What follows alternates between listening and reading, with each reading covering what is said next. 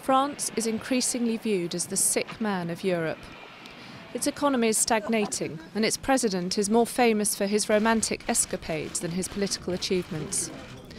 An event in Paris last week, supported by companies like L'Oréal, tried to counter the gloom over the country's performance. In 1900, Le Grand Palais, which you can see behind me, opened its doors to the Universal Exhibition, which was designed to showcase France's place in the world.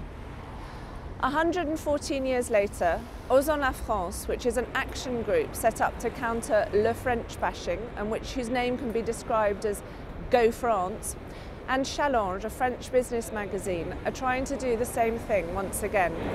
We've developed a bicycle folding helmet dedicated to urban cyclists. The idea is to propose them a product much more easy to carry with them when they're riding their bike daily, using it when they're commuting when they commute with their bike. To move from the idea to the first prototypes, we need to raise the funds and get the grants from the French government. Which is nice in France is that there are many ways to get several grants. Platypus is a concept that is able to navigate on the water, but also under the water.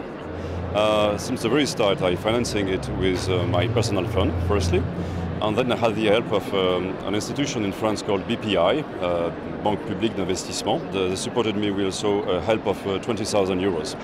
And to finalize it, because of course you can imagine it costs quite a lot, I had the help of some investors, two French people.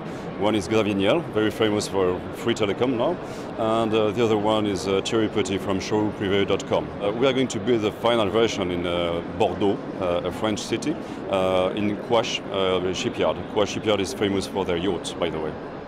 Mr. Caillot's bicycle helmet and Mr. Bertrand's half-boat, half-submarine are just two of the industrial achievements on display. There are domestic robots, tattooing machines, an electric plane and hydrogen-fueled bicycles. The inventions on display and the array of leading business people taking to the stage, both French and foreign, justified the boast made by the country's economy minister, Emmanuel Macron, who opened proceedings and spoke of une France qui se réveille, a France which is waking up.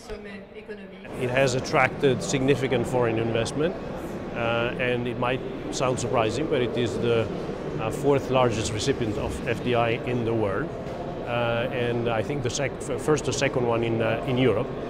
So you know, there are good reasons why foreign investors invest in this country. J'ai la liste très précise, on a les meilleures infrastructures, ce qui est vrai, du monde.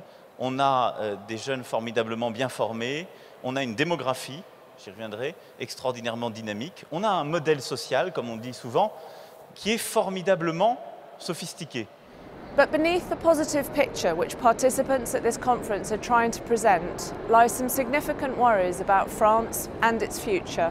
We have to basically follow our customers wherever they go, and where do they go? Well, in the automotive industry, not in Western Europe. I mean, basically, they're all pretty much reducing their footprint in Western Europe. Some of them are actually shifting some of their French production into Spain.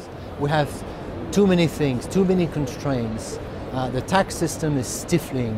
I mean, we cannot really express ourselves. And I think the energy, the education, the talents, are there. The companies are good companies, and by the way, the French companies are doing very well outside of France.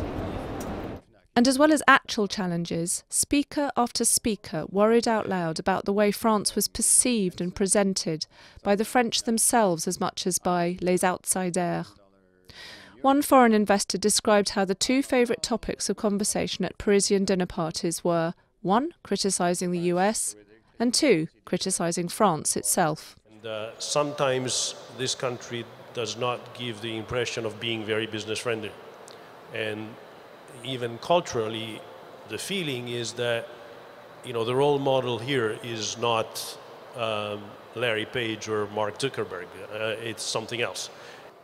Ce serait trahir notre histoire, trahir ce qui est notre ADN, que de penser que nous serions condamnés à une forme de lent déclin, à une espèce de culture de l'échec ou de la honte de soi.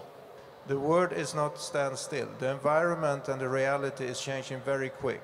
And you cannot beat reality. You have to adapt to reality. Whether the events at the Grand Palais will have succeeded in changing those perceptions is dubious. Mr. Macron gave his opening speech to a half-empty room.